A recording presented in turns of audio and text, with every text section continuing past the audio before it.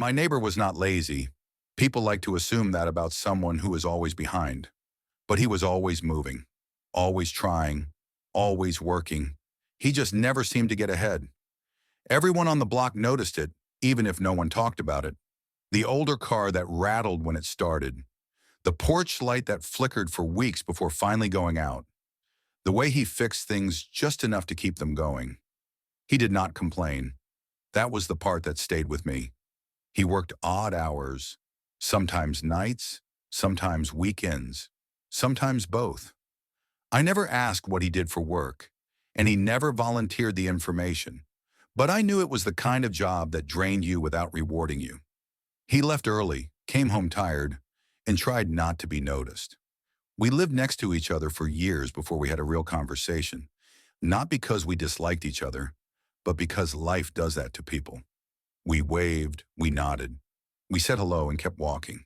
He was polite, quiet, and careful with his words. I started noticing small things over time. He reused everything, not in a messy way, in a thoughtful way. Broken tools were not trash. They were parts. Old boxes were not clutter. They were storage. If something stopped working, he did not replace it. He studied it, took it apart, put it back together.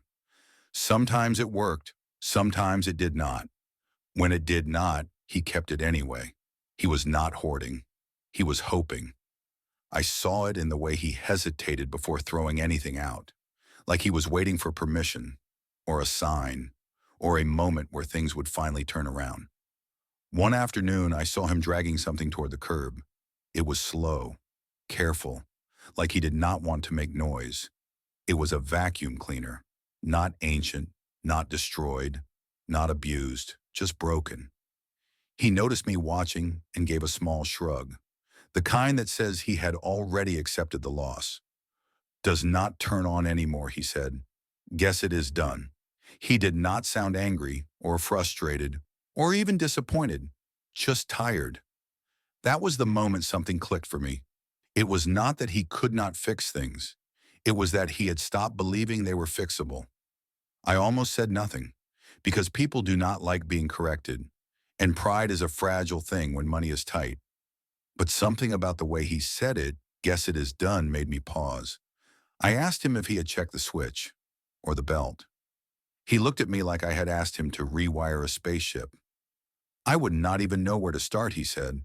There was no defensiveness in his voice, no embarrassment, just honesty. So I told him something small, something simple, something that changed the direction of the conversation completely. Most broken things are not actually broken, I said. They are just worn out, or clogged, or missing one cheap part. He laughed quietly. Not because it was funny, but because it sounded impossible. I could see it on his face. That mixture of hope and disbelief. The kind people get when they want to believe something but have been disappointed too many times. That was when I realized this was not about fixing a vacuum. It was about fixing the way he saw broken things, including himself. After that conversation, I started noticing him more.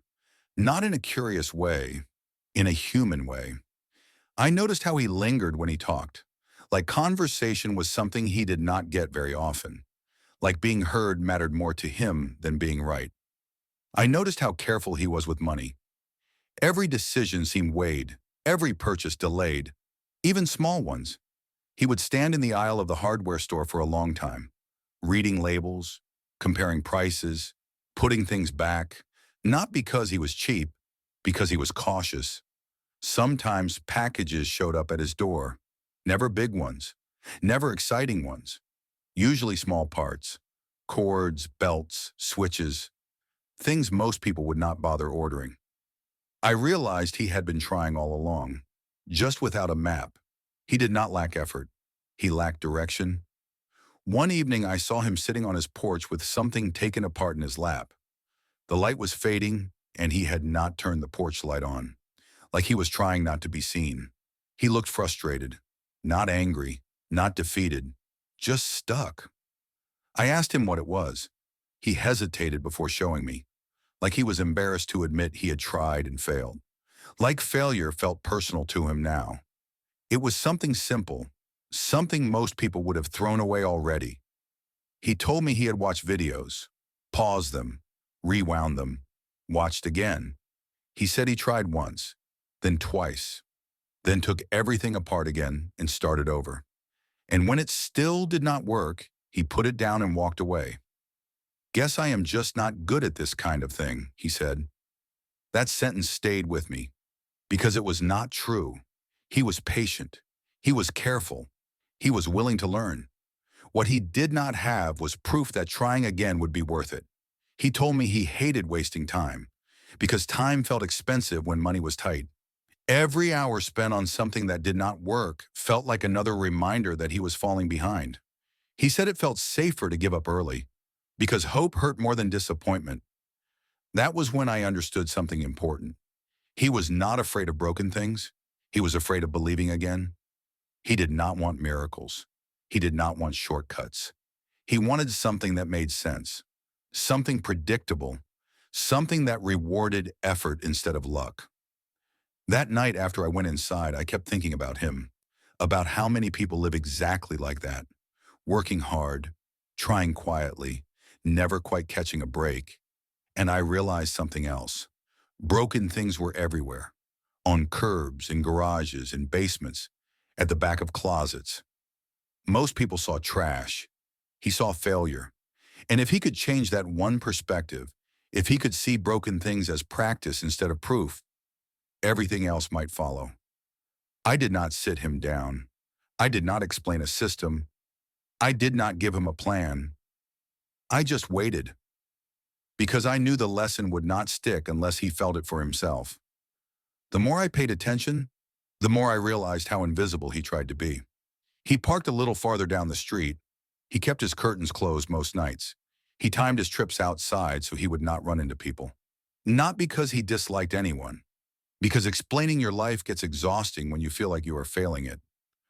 Once I asked him how long he had lived there. He smiled and said long enough to know which boards on the porch creaked. It was a small answer, but it said a lot. He knew every sound in his house, every flaw, everything that needed fixing, and yet he lived with them, quietly, patiently, like they were part of him now. He told me he used to enjoy fixing things, back when mistakes felt like lessons instead of proof. But somewhere along the way, trying started to feel risky, because when money runs out, failure feels permanent. I noticed how careful he was with hope, like it was something he could not afford to waste. He would start projects slowly, stop often, double-check everything. Not because he was unsure, because he was afraid of being wrong again. He said once that he hated asking for help, not because of pride, but because help always seemed to come with expectations. People wanted updates, results, success stories. He did not want to disappoint anyone else. It was easier to struggle quietly. That was the part that stayed with me, the quiet struggle. He was doing everything people tell you to do, working, trying, not giving up completely, and yet nothing seemed to move. No progress, no momentum, just survival. That was when I realized the problem was not skill, and it was not effort. It was that he had never been shown a way to turn patience into progress. And once I understood that, I knew the next step had to be small, almost unnoticeable, something that did not feel like a risk, something that did not feel like hope yet, just a chance to try one more time. The next opportunity came sooner than I expected. A few days later, I saw something sitting near his trash cans, something familiar, another small appliance, different from the vacuum, still intact, still clean, just not working. He had already decided it was done. I did not say much. I just asked if he minded if I took a look at it before it went out. He shrugged. Sure, he said, if you want. There was no expectation in his voice, no hope, just permission. We sat on his porch with it between us. No tools at first, just looking. I asked him what it was doing when it stopped working. He told me. I asked him what it had done right before that. He thought for a moment, then answered. That was the first time I saw him slow down and really think. We took it apart carefully. Screws placed in a small pile, parts set aside. Nothing dramatic, nothing complicated, just observation. We found the problem. It was small, almost disappointing. A piece that had worn down over time. Something designed to fail eventually. He stared at it for a long time. "That is it?" he asked. "That tiny thing?" I nodded. He laughed. Not the bitter laugh from before, a surprised one. We looked up the part together. It cost less than a meal, less than he expected. When it arrived a few days later, he tried to fix it himself. I did not help. I stayed nearby. But I did not touch anything. The first attempt did not work. He tried again. Still nothing. I watched him take a breath, the familiar frustration rising. He almost put it down. Instead, he stopped, went back, checked each step again. He noticed something he had missed, adjusted it, tried once more. This time it worked. Not perfectly, but enough. The sound it made when it turned on felt louder than it should have, like it filled the space between us. He did not smile right away. He just stared at it, like he did not trust it yet. Then he smiled, small, careful, like he was afraid it might disappear. He did not celebrate. He did not say much. He just said, "I did not think I could do that." That was the moment everything shifted. Not because of the appliance, because for the first time in a long while, he had proof. Proof that patience mattered, that effort added up, that failure was not final. He did not make money that day. That was not the point. What he gained was something quieter, confidence. And once confidence enters the picture, everything else starts to follow. After that day, things did not suddenly become easy for him. That is important to say. The next few attempts did not go as smoothly. Some things worked, some things did not. He fixed one item that same week and broke another by accident. He ordered the wrong part once, then waited longer than he wanted to admit for a refund. Each mistake bothered him more than it should have, not because of the money, but because he was afraid the first success had been luck. I could see it in the way he hesitated before starting again, like he was testing whether confidence would disappear if he pushed it too far. He told me once that failing after success felt worse than failing the first time, because now he had something to lose. But he kept going, slowly, carefully, on his own. I noticed that broken items stopped going straight to the curb. They stayed on his porch a little longer, then moved inside, then ended up on his workbench. He started watching videos differently, not passively, not just hoping something would click. He paused, rewound, compared what he saw to what he was holding. He stopped asking, "Can I do this?" and started asking, "What am I missing?" That shift mattered more than any repair. One afternoon, he showed me something he had fixed without telling me ahead of time. He did not explain it. He just handed it to me. It worked. I asked him how long it took. He thought for a moment and said, "Longer than it should have, but less time than giving up." That was the first time I heard him talk like that. Not defeated, not hopeful, just steady. He had started to trust the process, not the outcome. The process. And once that happened, the fear of being wrong stopped controlling him. He still failed sometimes. That never changed. But failure stopped feeling final. It started feeling like information. The idea of selling something did not come from me. That part matters. I never told him he should make money from it. I never suggested turning it into anything bigger. The thought came to him quietly. One afternoon, he mentioned that he had fixed something he did not need anymore. He said it casually, like it was an afterthought. I asked him what he planned to do with it. He shrugged and said, "Maybe see if someone wants it." There was no excitement in his voice, no expectations, just curiosity. He listed it online that night. Nothing fancy, a simple description, an honest price.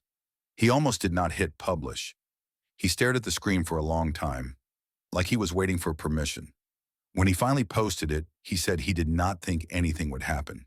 He said that out loud, like he needed to hear it first. The next morning he knocked on my door, not loudly, not urgently, just enough to be heard. Someone messaged him, he said. They asked if it still worked. He told them the truth, that it had been fixed, that it was not new, that it worked the way it should. They said they wanted it.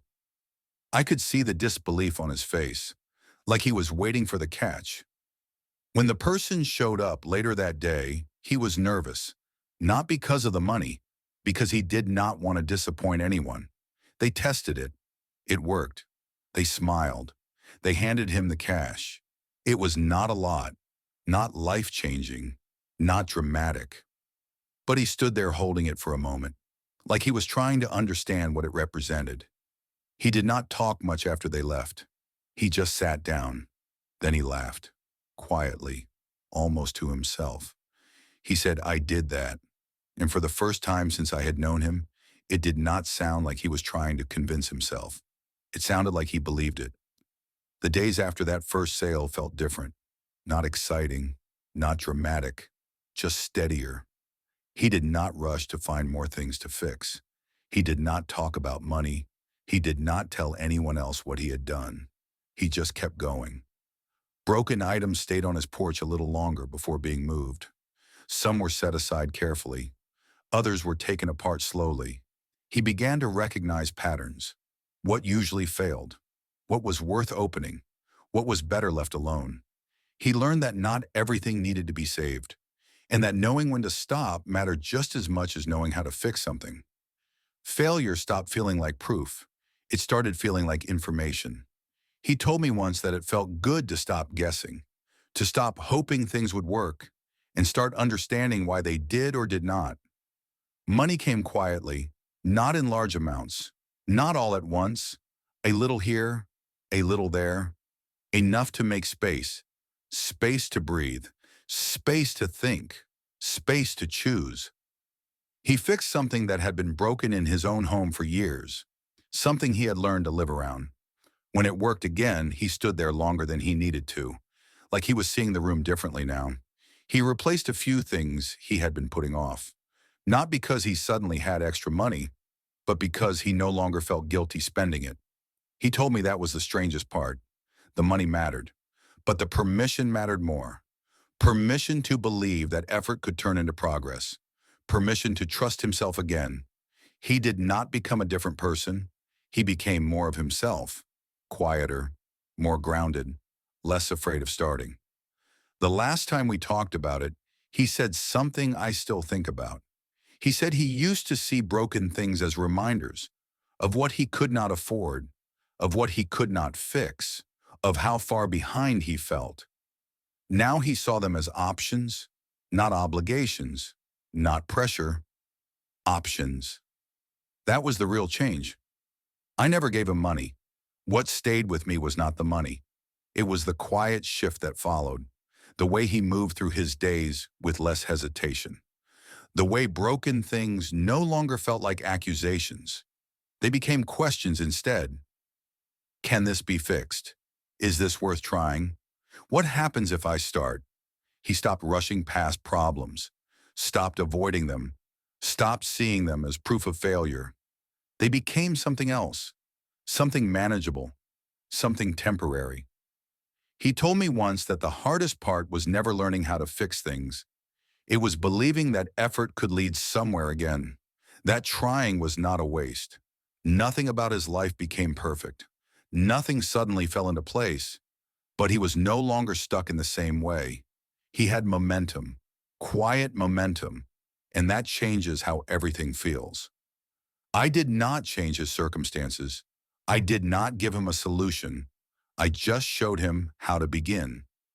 And sometimes the most important changes are the ones that happen slowly, out of sight, out of noise, beneath the bindings.